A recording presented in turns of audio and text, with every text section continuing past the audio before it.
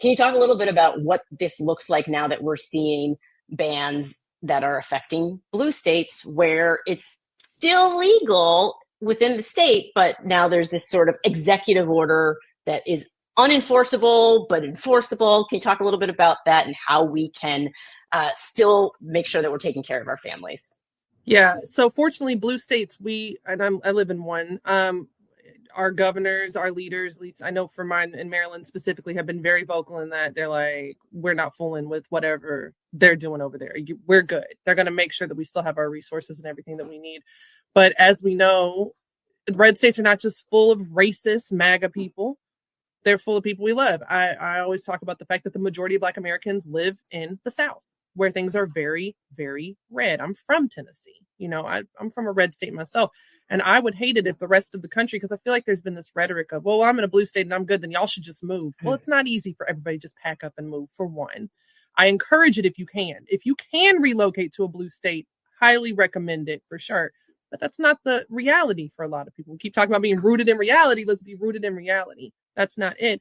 And we also can't just throw everybody in red states away because of this crazy man and the people who voted for him.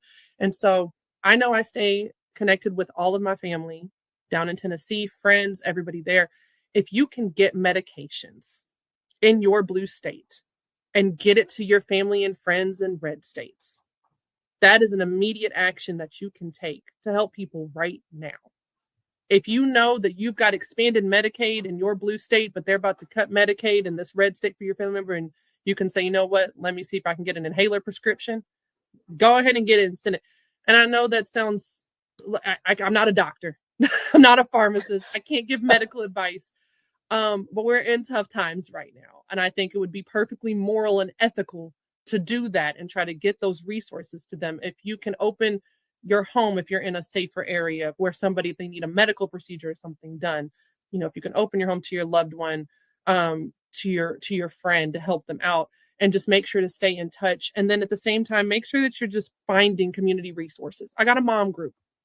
I try to see them at least once a month in person. Got a local mom group in my county. I'm a member of Zeta Phi Beta Sorority Incorporated, a historically Black sorority. I went to an event because I'm finding a new grad chapter to join, because I'm originally from Memphis, is where I crossed. So I'm trying to find a grad chapter here and stay in touch with that community.